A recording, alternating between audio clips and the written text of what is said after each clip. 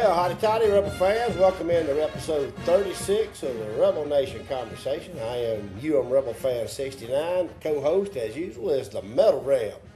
Together we make up the Rebel Nation Conversation podcast, your one-stop shop for uninformed and non-expert Ole Miss sports conversation. Unsullied by sponsorship since 2025. I was giving up on you for a minute. I didn't think it was coming. Sorry about that. No worry. Yeah, folks. If you're watching us on our YouTube channel, then you're in the right spot. But for those of y'all that might be catching us on TikTok or some other place, there, be sure to come on over to the YouTube channel at youtube.com/@the RN Convo. Well, Metal, I hope all is well with you this week. Yeah, I had a good week, man. I had a good week. It was a long week.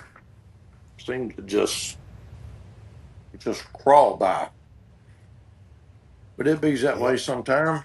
You're in Texas drilling holes in the ground, right? Actually, New Mexico. New Mexico? Yeah. Yep, over by Carlsbad.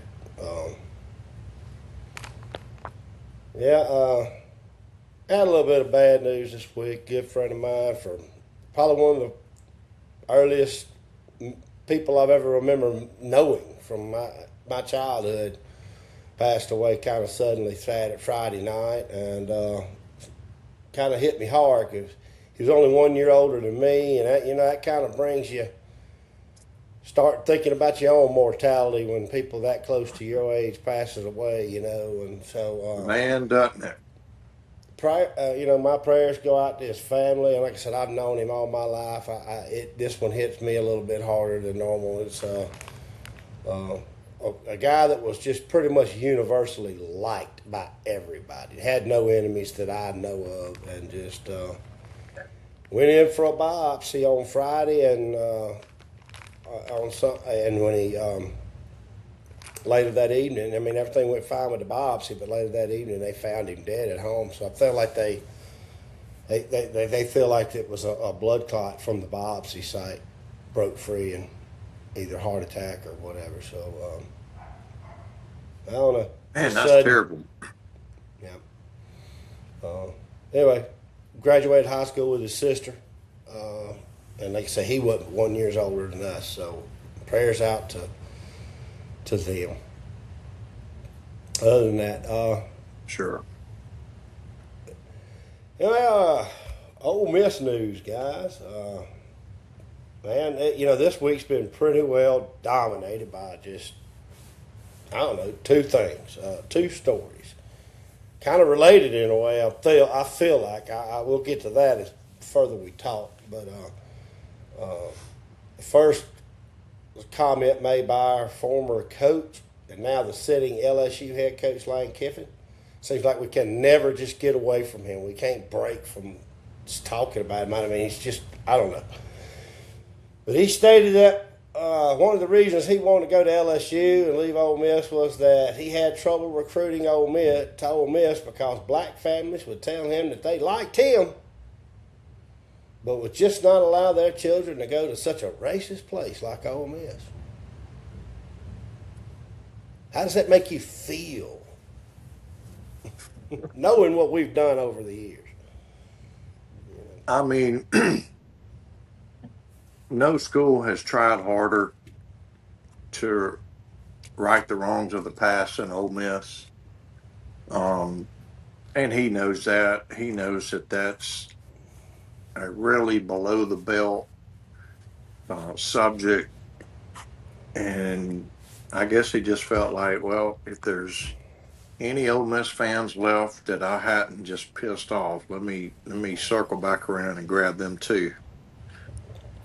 And he's just trying to do the most hurtful, harmful thing he can to all things Ole Miss, and that's just a fact. And I think the national media has kind of taken a step back, going, wait a minute. That bomb didn't go like he thought. No. And he's just been out of control ever since he's been over there in Baton Rouge. And, you know, it makes you wonder what we saw here. We thought he was out of control. But, man, could it be that our administration did a good job keeping him, you know, because he's been just crazy acting over there, just almost like uh, just completely unhinged.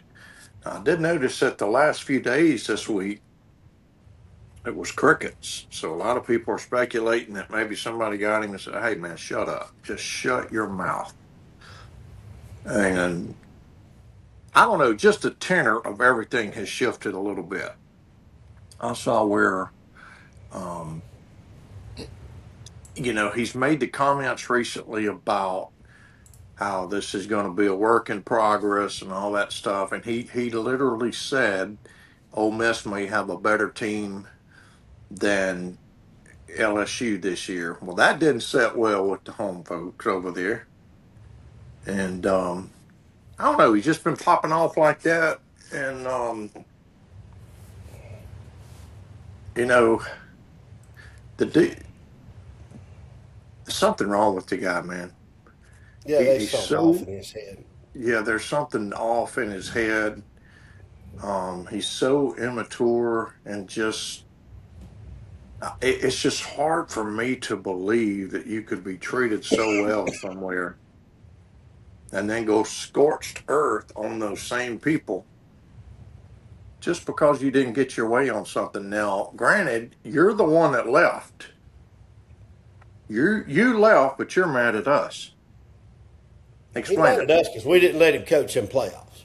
I That's know. what it is. I mean, it all comes down to us not letting him. But golly, man. Uh, Is he just an idiot? Did you see his comment? We may have won it all. yeah, and man, every time I've seen that comment, I have replied back to almost every time saying he already proved to us this year with this very team that He he couldn't couldn't beat beat him. Georgia. He couldn't beat Georgia. He already showed us that, and that he couldn't beat Georgia. And there ain't a doubt in my mind that we played way better in the Sugar Bowl. Not just because we won, we stopped them. We made them punt. Just that one stat. Yeah. He actually made a punt. And man, the guy's got to have it about him at all times. He's such a narcissist. If he feels like he's dropping out of the limelight, he's got to bring it back to him. He had to know what that comment was how that was going to go over. Now, granted, it was in Vanity Fair, and that's obviously a behind a paywall deal. But man, that national media picked up on the quote, and so now hardly nobody's got a context. All they've got is the quote, Mm-hmm. and it just it seems like he won't just let us be. Now, I can't find the thread right now. I wish I'd have put a flag on it and saved it, but everybody was kind of joking around if game day were to come on the 19th, and they said who would be guest picker or who was this that. I remember, and in there, if you remember, I even told you about the comment.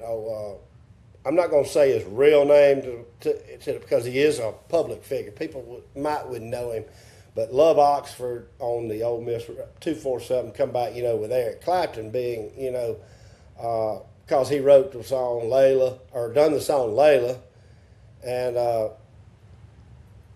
it was one other that he tied in, but that's not the one. When I brought it back, I said, man, that right there was a little out of Love's character, but I liked it, because it was finally he when his reply to me hit home. Ole Miss bent over backwards to give that man every single thing he wanted. He had the keys to the city pretty much. He had a lot of almost criminal activity for him.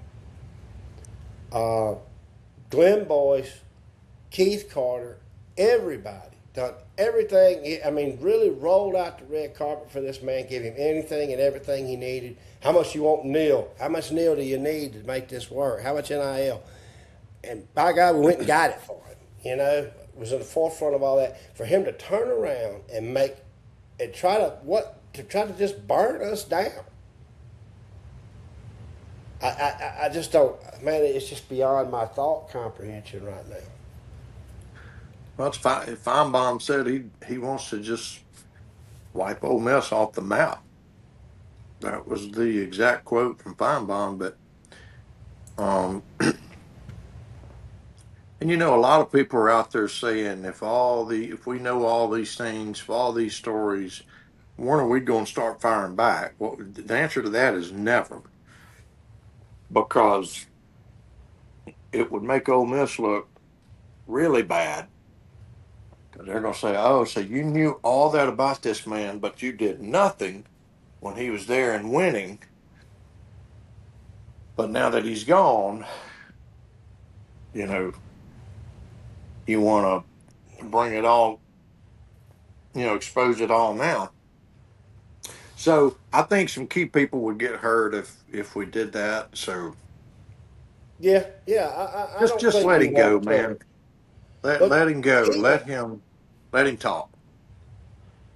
Yeah, that's what I'm saying. At this point, I feel like he's digging his own grave a little bit because, as you said, the national media didn't run with it like he thought. It kind of almost like he got a ton of bad backlash for it,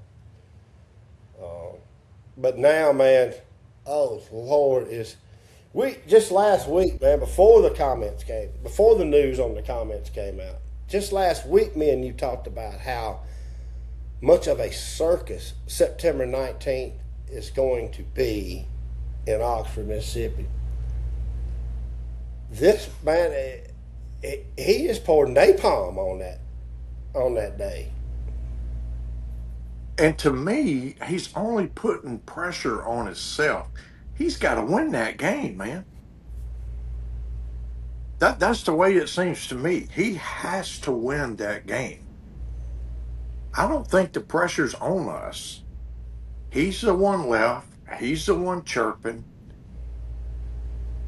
He's got to win that game. He's at LSU. We're little old Ole Miss. He can't lose that game. And man, my money's going to be on the Rebels that day. Well, I honestly feel like I know we got a better quarterback. I know we got a better running back. I believe we got better receivers.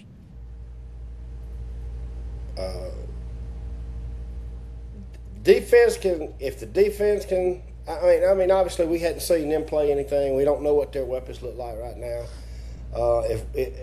We don't, on our side, we don't know what a John David Baker offense is going to look like. I don't really think it's going to be a lot of difference than a Charlie Weiss offense. I mean, it's going to be some difference in play calling, obviously, but I'm with you. I mean, right now, if I had to pick the game right now, I'm picking Ole Miss. And I mean, I'm hoping that don't go off as me and you having red and blue goggles on, but I just feel like we're at home, and I feel like we got a better team. I mean, just to me, like if they win, it's like, okay, you're supposed to. You've just spent a whole off season telling us why you're supposed to win this game. Not to mention $40 million in a roster. But if you lose, wait, how can you lose? What's going on? How can you lose to this team?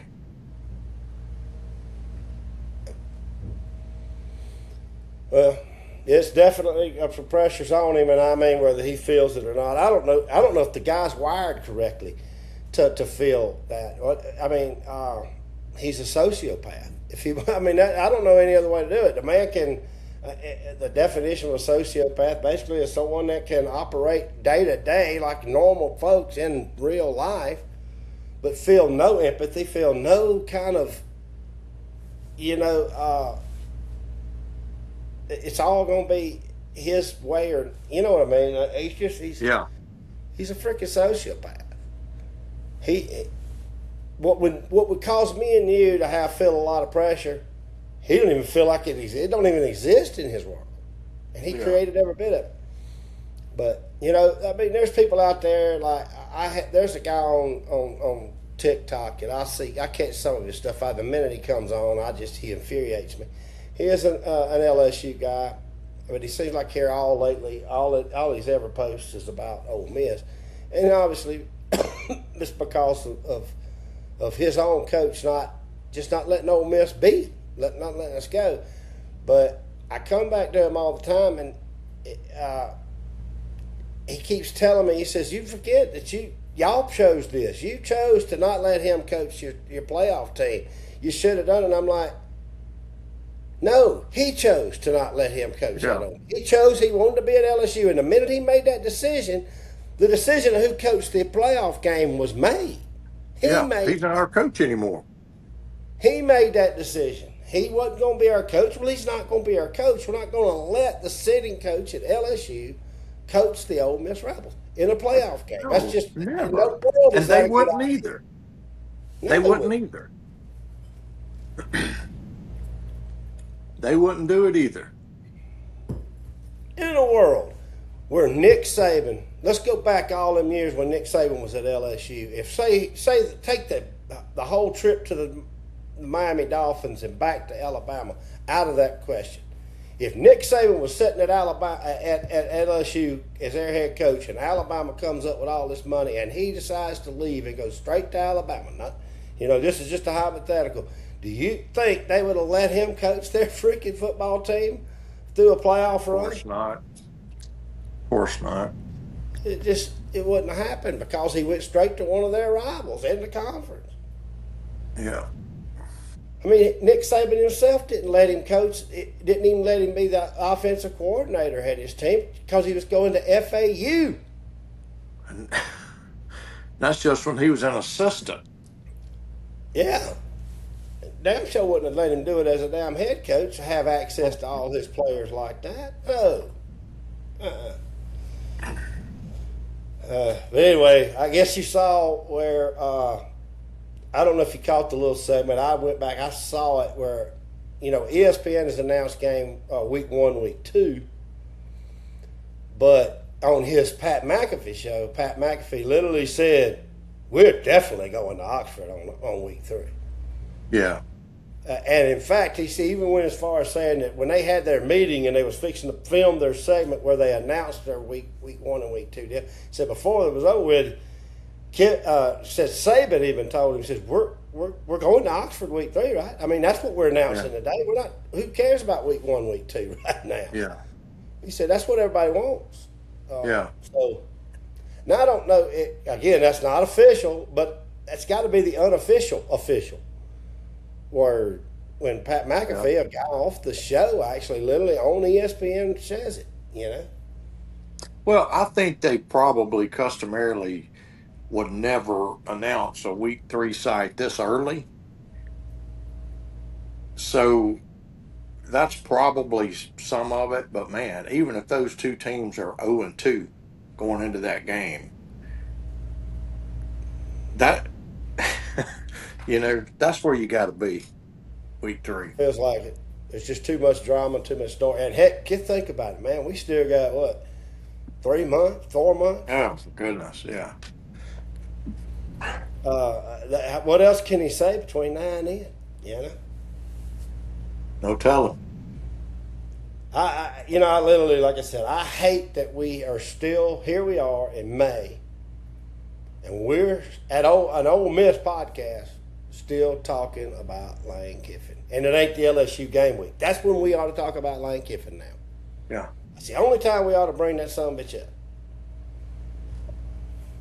Maybe we'll get there one day. Man, I honestly, I don't know. But anyway, well, I said it was 2 comments in the media this last week, so let's move on to number 2 right now.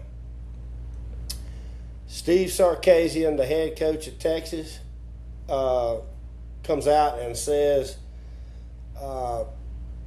it's harder to get good players. And again, I paraphrase these. I ain't got the actual quotes in front of me. But basically, his gist of what he said, it's harder to get good players to Texas because of their academic standards being so high. That at Ole Miss, all a kid has to do is major in basket weaving, and he'll get a degree. Guys, I don't know where this is coming from. As the last I seen, we've not done anything to Steve Sarkasian. Hadn't said anything. We haven't played him since he's been in Texas. The only thing maybe is Buddy Kiffin was already in and out. Was kind of in a somewhat of a recruiting battle for Arch Manning, but I don't believe that Manning. I don't think that Kiffin even tried hard to get Arch. He didn't want Arch. So I don't think there was anything there. And them two are supposedly friends. So that's what brings me back to thinking that the two comments are connected. I think Sarkasian, I think he's trying to either back his buddy's play or he's trying to take heat off of him. I don't know. What do you think, bud? I don't know where it came from, man. It's just the irony is just incredible. The head coach at Texas talking about unfair recruiting advantages. Are you serious? Like, are you serious right now? You're at the University of Texas and you're talking about fair? Yeah. And you sitting me over there with 10 times more money than us, 10 times more resources. Shut up, dude. I'm not trying to hear that. It's just, I mean, all right, Texas has right at 30 Rhodes Scholars. Let's just go off of that as a kind of a deal. Ole Miss got 27. Until Texas joined. I mean, I ain't saying that Texas isn't a high academic school, but it ain't like we're chopped liver. I mean, until Texas joins the league, even Vanderbilt has only 27. Vanderbilt, Georgia, and Ole Miss have 20, and Missouri have 27 Rhodes Scholars, but Texas and Oklahoma are sitting at 30. All right. Ole Miss is tied with Vanderbilt for Rhodes Scholarship, and Georgia. We ain't chopped liver, man. But you're trying to discuss this objectively and honestly and reasonably. It ain't about any of that. It ain't about any of that. You can't combat this with facts. That's not what this is. Maybe they're just trying to earn a recruiting advantage. But how do you do that? By claiming that your academics is so much better? Because right now, Well, these kids, I mean, you're Texas. You already have the recruiting advantage. Absolutely. I mean, what are you talking about? That's where I'm coming from. I mean, you're Texas, you're University of Texas, and yet you're going to lecture somebody else about having an unfair recruiting advantage? Please. I feel, honestly, right now, here's my take. If I take Sarkasian's comment at face value, just straight up face value, I feel like he's laying the groundwork for a loss to Ole Miss in October. Is that game here? No, it's in Austin. He's already setting it up to his fans, or to his fan base that, well, it's so much easier for them to get better players. As absurd as that's going to sound, that's what he's trying to make it sound. It's easier for us to get it, us to get better players, and that's why they won this game. I wonder how many players over the years legitimately, and I mean legitimately, that Texas really wanted that they didn't get solely because of academics. Let me give you a hint. Not very many. I don't think none. I mean, if they could If get any, in, if any. Yeah, if we're they, not stupid. We know how this works. If they want to, I mean, at the risk of our show get canceled, if they want a player, some Chinese guy with glasses going to show up and say, "Hey, I'm Jamal. I'm here to take the test for X, Y, and Z." What they getting that guy if they want him. Academics ain't stopping it. yeah. That's the bottom line. You got some brainiac nerd over here saying I'm Earl Campbell. I'm Ricky Williams. I'm Vince Young. Both of those guys that I just mentioned, hey man, look, they were good ball players. You know, Ricky came to the Saints. Earl Campbell was, I mean, this guy here was probably one of the best running backs of my youth. But I don't think either damn one of them were brain surgeons or rocket scientists. Yeah. No. Both of them University of Texas. But that just didn't, Sark. So that kind of brings me back to what I said. I feel like Sark said, all right, my buddy's over here taking a lot of heat for what he said. I'm fixing to say something, and we're going to bring it over here. I'm going to take some of the heat off of it. Maybe. I don't know. It's just, it don't make sense to me why all of a sudden Ole Miss is in the crosshairs. I don't know. Maybe because we won the Trinidad Champions game. Hold on. Is Sark a Jimmy Sexton client? Oh, hell yeah, he's Jimmy Sexton client. Interesting. I will just try my best to confirm that right quickly. But, yeah, I mean,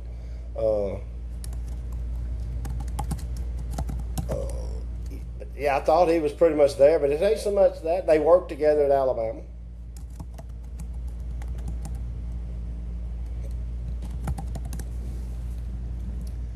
Jimmy Sexton.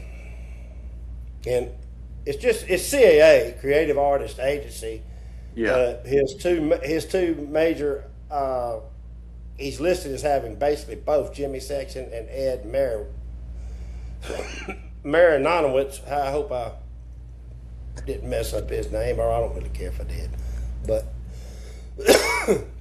they circle the wagons around their bunch, don't they? And I mean, that could very well be what they're doing. They're trying to take heat off of Kiffin. But again, I don't know if Kiffin feels heat.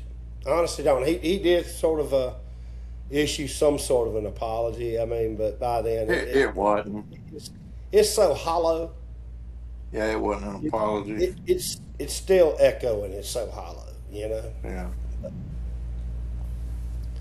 Again, I long for the day when we can just come on here, me and you, and talk about Ole Miss sports and not bring up the other people in our league. I mean, except for the week we play them. We need to be talking about Steve Sarkasian on in October 24th, the week of October 24th next week, and we need to be talking about LSU and Lane Kiffin the week of September 19th. Yeah. I'm tired of talking about them. I'm tired of our message board, mine and your little outlet from real life. It's unbearable. It's so dominating right now. And I mean, I can't blame everybody. I mean, it makes everybody, I'm mad. So it makes them mad too. If they're Ole Miss fans, they're mad at the comments. They're mad at the way things are being said. And I get it. And also, I put something on there last week about talking about it, and somebody fired back, well, he's in the news talking about us. So what do you want us to do? And I get that, man. That's fair. Until he shuts his mouth, it's going to be on there. And that's just all there is to it. Yeah. For us to want it to not be is, I get it too. Not because I feel they're frustrated. I feel the same day. It makes me just as mad. Um, but that's what he wants. I guess he wants to make us mad because are we falling right into his hands? Are we playing his game? Yeah. Are we dancing like marionettes? I don't know. When Brandon Walker, of all people, the most unlikely of people, comes out and defends Ole Miss and pretty much hammers him for what he said. That tells you a lot, doesn't it? That tells you right there how people in the world believe in it, because Mississippi State fans want any reason in the world to hate on Ole Miss. Yeah. So, and he didn't fall for it. So, kudos to Brandon for at least admitting that it was a total fabrication. Wonder how we got Trinidad champions, man. I wonder how he taught a family from Michigan into allowing their black child to come down to racist Oxford, Mississippi. Man, we could give a long list. Yeah, a long list. Gerald Poe come out, man. I mean, you could tell it kind of made him mad with what he said. He was measured in what he said. It wasn't disrespectful, but he called bullshit. You know, these kids that are teenagers now, they don't know nothing about that. Nothing. Most of them's parents don't know. So maybe we need one more generation to go through to really get that out of the system. Yep. I don't know. I don't know if we'll ever shake it. Well, you know what? Here's the thing. 1962 happened. I realized that happened, and there's nothing we could do to erase it from history. And I'm not a revisionist history type of guy. I don't care to erase it. But by God, like you said it earlier, there ain't a school in this world that have done more at trying to right their wrongs than Ole Miss. Mm-mm. Me and you grew up through the times when it was, certain, when the things were being pulled out of our hand, our symbols and stuff were being, I waved a Confederate flag as a kid, didn't know no better. Yeah. That's what we done.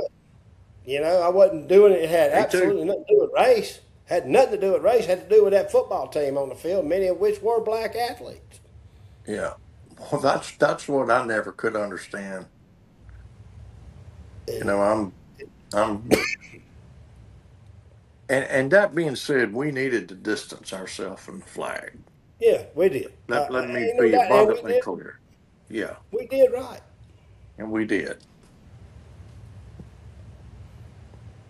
And we've done anything and everything that we needed to do, and we've done them for the absolute right reasons, because it was the right thing to do.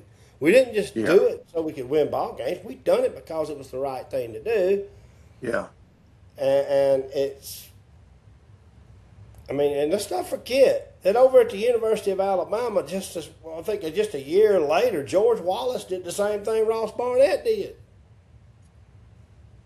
It was even in the movie Forrest Gump that George Wallace done it. Stood at the steps and said, "I'm not allowing a black athlete, black student on the University of Alabama's campus." But that ain't. You never hear about that. No, you never talk about that. Oh. Yeah. Anyway, that's. I'm just. I'm mad, and I can kind of understand why everybody has dominated our board. But yeah, me too. I just long for the day when we don't have to talk about it no more. So, well, that's one thing I'm thankful for sure. We don't have to talk about it no more today. We can move on and go to basketball. How about that? Which I really don't have a lot to say. Crickets, man. You know, yeah. As we said last week on the show, Coach Yo has pretty much said her roster for 26-27 is set unless something just comes up between now and then that she's finished. But I haven't heard a damn thing all week on anything in the men's roster. But again, the airwaves have been dominated by those comments. Yeah. So, and you're the basketball guy. Have you heard anything? Was there any kind of additions that I just missed this last week? There was no movement whatsoever this week because I looked. And, there's just nothing happening.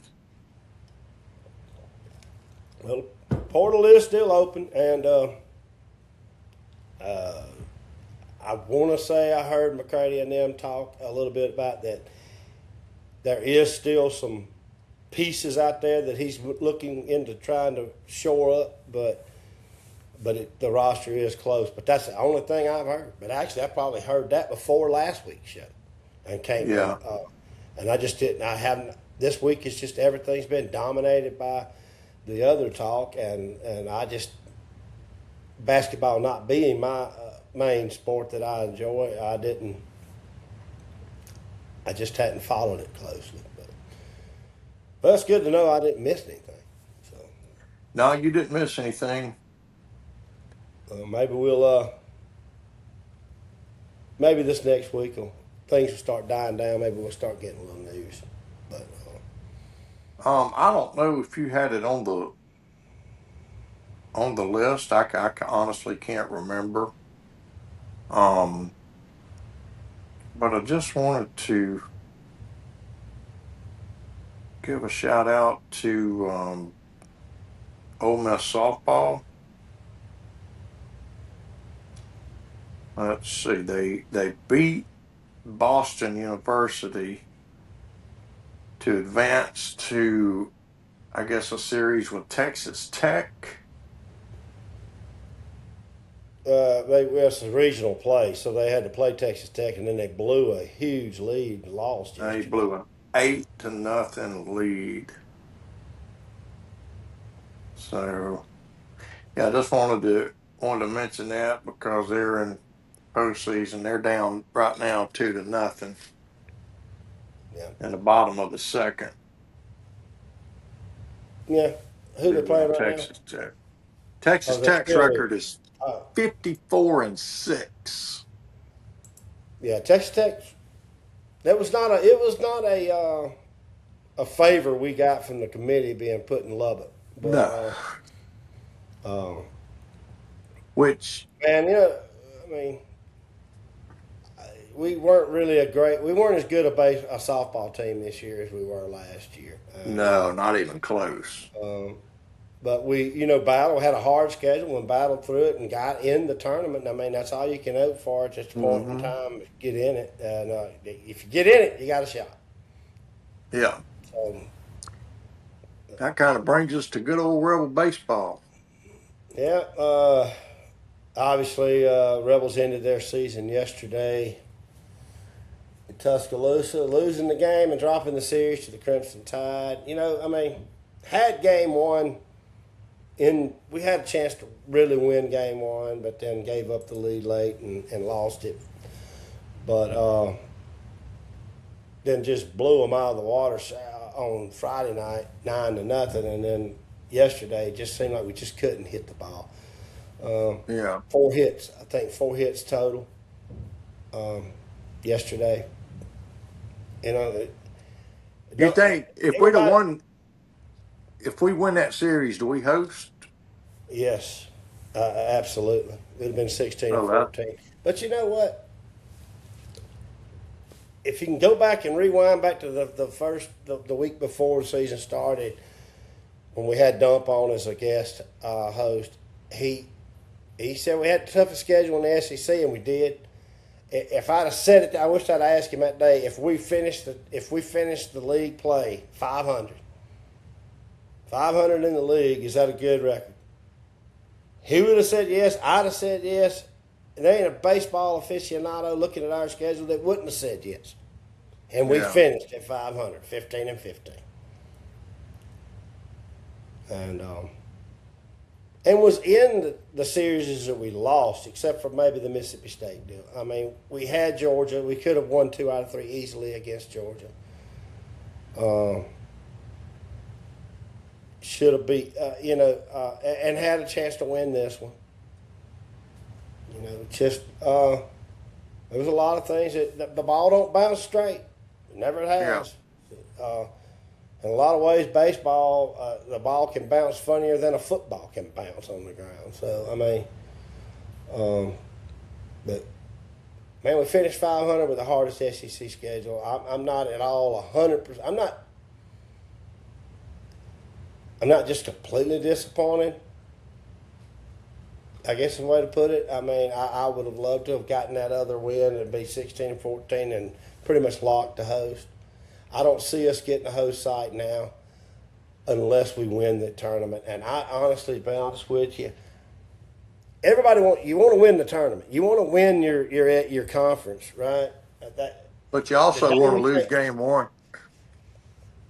My deal, if you or you don't want to lose game one, but if you lose it, it's not the worst thing in the world if you know you're going to to a regional. We were going to a regional. That's what I'm saying. We'll definitely be at a regional. The tournament plays. That's what I'm saying. SEC, yeah. I know what you said. The SEC tournament can take life off your arms. Yeah.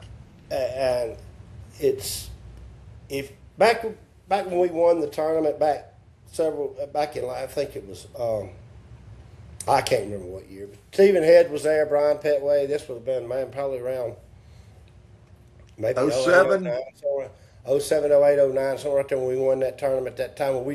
There wasn't a body there that could touch us. We won the game in like 3, but back then only the top 8 went to the tournament. We had 12 teams, and the bottom 4 didn't make the SEC tournament. We had to play like 3 games, and we was done. It was like if you didn't lose a game, it was like playing a weekend series. Yeah. Now, but at least they did move it with the 16-team format. They did move it to a completely like the basketball. It's single elimination all the way across. So, it's you win or go home. But that's the only route I do see us winning. If winning that, we get a host site. But, man, are we going to just wear our pitching out completely to do it? I don't know. The year we win the national championship in 2022, we was one and done. The year before that, Mississippi State wins the national championship. They were one and done. Didn't give 2 craps about winning that tournament. They gave crap about setting themselves up for regional play. Yeah. And that's why, if you'll look back, I don't know if you looked at the board today. All right, we're going to open up Tuesday morning, first game of the damn tournament against Missouri. Will Libbert, old team, and Chase Parham wrote an article that Will Libbert should get the start in that damn game. All right? I fully agree. Because it's single elimination, and we will need Will Libbert to be good for us if we want to try to make a deep run in regional play. We need his arm. So get him out there. And if we lose, that ain't the worst thing in the world, right? We're going home and saving the rest of our arms, giving everybody else a start. But if Will Libbert wins, it sets us up for a pretty decent run. Although the real problem is our consolation prize, obviously, is to get to play State again, but that gives Hunter Elliott the ball against State.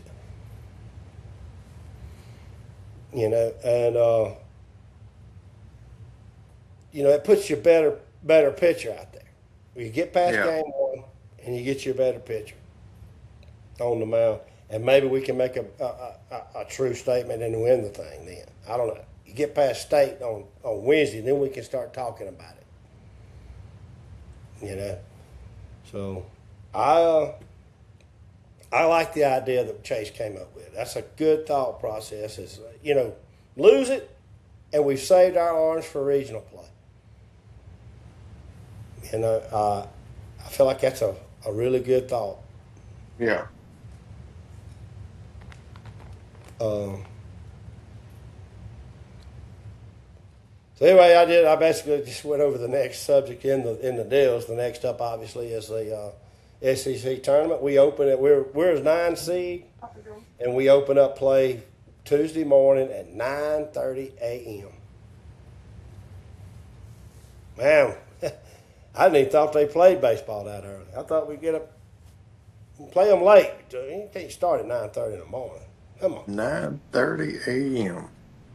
If we get that win, we go against Mississippi State, the 8 seed, at the same time on Wednesday morning. So there you go. But it is single elimination, so maybe we'll get we can get back to Oxford before dinner time. Yeah.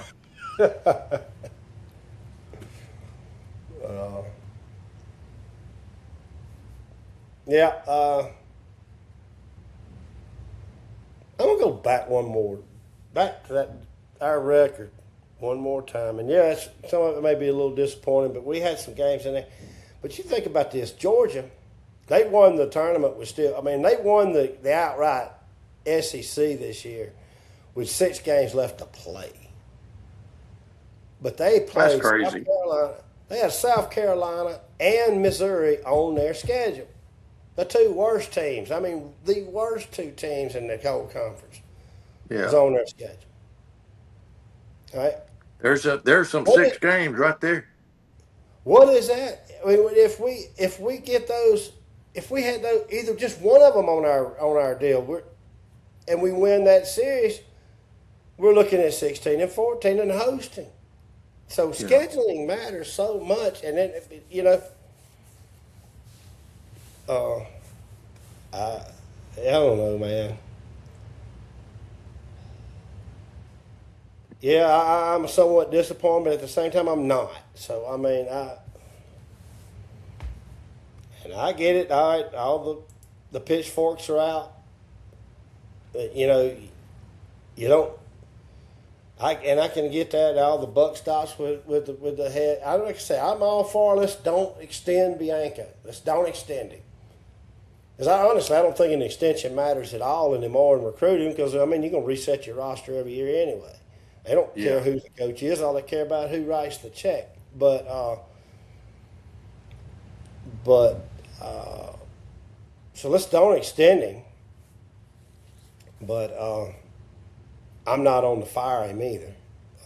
Which know that. You knew that was coming. I'm a Bianco fan. So, but I take a realistic view of what a coach can actually do for the team. And what he can't. It still comes down to, like you said in basketball, it comes down to putting the ball through the hoop. Well, it comes down to hitting it and fielding it. And we got the players that can hit it. We got the players that can field it. But when they don't, it ain't necessarily the coach. The coach certainly didn't coach them to boot a routine ground ball to shortstop. The coach didn't coach them to swing at a pitch that was so far out of the strike zone it had a different zip code. Coach them to do that.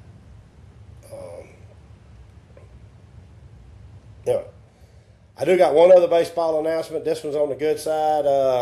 Rebel third baseman Judd Udemark hit his 49th home run as a Rebel Tuesday night against UT Martin. That makes him now the new all-time home run record holder in an Ole Miss uniform. Congratulations to Judd. And as far as regular season goes, that's where it hit. But, we got postseason coming up. I fully believe them to hit a few more. Yeah. So congratulations, Judd. Now, we've been kind of doing here lately, we've been trying to do like a stupid headlines or something like that. I really didn't see none this week. I might have missed one, but again, might as well the say alien sting. Kiffin crap. But from the bowl. We can put the alien sting in that category. Well, that's what I'm saying. I'm going to put this alien stuff there. Do they exist, Metal? What do you think, man? Did hell, Oh, aliens abducted you? Oh, well, there you no, they didn't abduct me, but man, I don't know. You just there. You can take this apart a million different ways. You know, I'm a Bigfoot guy, as you know. Um, it seems a little bit,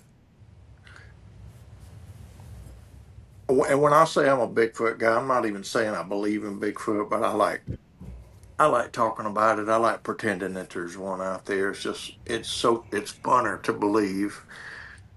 But why would we think there's no other life possibility in this universe? You know, my dad is just he's as common sense as old school as it gets. And he has allowed the possibilities of some weird stuff out there in that area. What is it, Area 51 or 51. yeah? Yeah. And he he's he doesn't eliminate any idea. So now, as far as aliens designing soybean field or corn field, Crop I circles. don't know, man.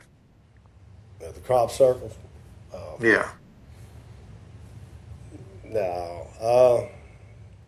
Well, I'm not saying they don't exist. That's my deal. Do I believe in them? Absolutely not. I 0% believe in them. I mean, I'm not saying that I'm facts. I don't have facts to back up my belief. I just don't believe they are. yeah.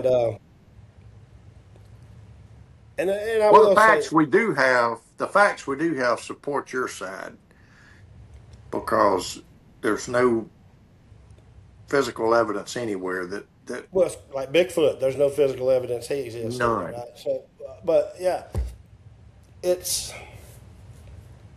to me, we don't want to make this a religious show, but obviously, me and you both are Christians, uh, and I was raised Christian. I was raised up in church, same as you. Uh, I had a Bible teacher growing up one time. A discussion came up in our class about aliens, and he literally he said this, and it's just stuck with me forever since. He said, if aliens do exist on other alien life forms, and we're not just talking about a bacteria or something like that, even though that would, I guess, would be classified as truly a life form because they are living organisms. But when I say alien life form, I mean, the only way we can comprehend is as some sort of a humanoid shape or form, just some way of an existence out there that's got way of thinking, critical thought, or whatever. If there was something out there like that Christ would have had to have came and died for them as well. And I did see a statement by you in that crop circles thread, about the scriptures say they, don't exist. No, they don't. But when that guy, that Bible teacher of mine, of course, he was a preacher. All of my Bible studies and everything was all taught by pastors. So people that actually had been to seminary, theologians. They said Christ would have had to come and died for them as well. And now, whether that's absolutely true, I don't know. What if they were a perfect species and they didn't ever sin, so they didn't need to be? They didn't need to have a savior. I don't know. And again, I'm not trying to turn this into a religious show. What I am saying though is that if you're asking me how I believe, well, obviously, biblical thinking and our Christian way of thought is going to always dominate the way I look at things, and so that's why I base my decision. I just don't believe they exist, but man, it's fun to think about them. I mean, I grew up watching the $6 Million Man. He had to deal with some, and Bigfoot. He had to deal with Bigfoot and his aliens on that show. Man. You know, so it's fun to think about them. You know, Star Trek, Star Wars. I watched all that crap. I loved it. Who knows, man? But I tell you what, if you do believe in them, or whatever, it doesn't matter whether you believe in them or just like you talk about like with Bigfoot. It's not that you truly believe; it's that you enjoy the discussion and talking about them. You really ought to go to Roswell one year, or when you get a chance to get out this way, man. Working in New Mexico several years ago, I had an opportunity to fly home out of Roswell. Had a really good flight, and actually, it's a decent little airport. It's tiny. It's a regional airport about the size of the Hattiesburg Pine Belt Regional over there. Just one single terminal, one single gate.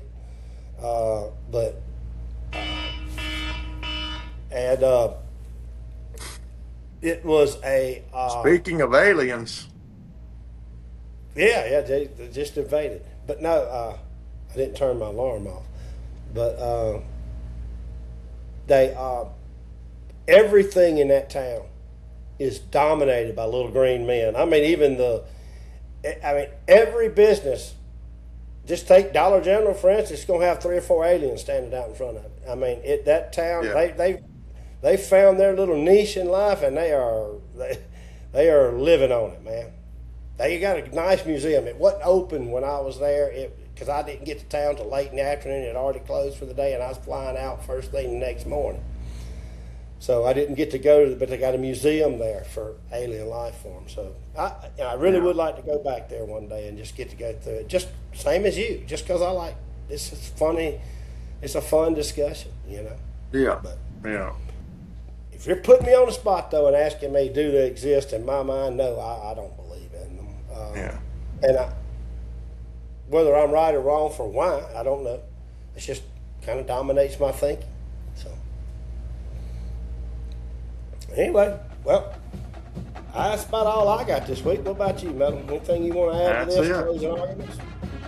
All right, then. That pretty much wraps us up for episode 36.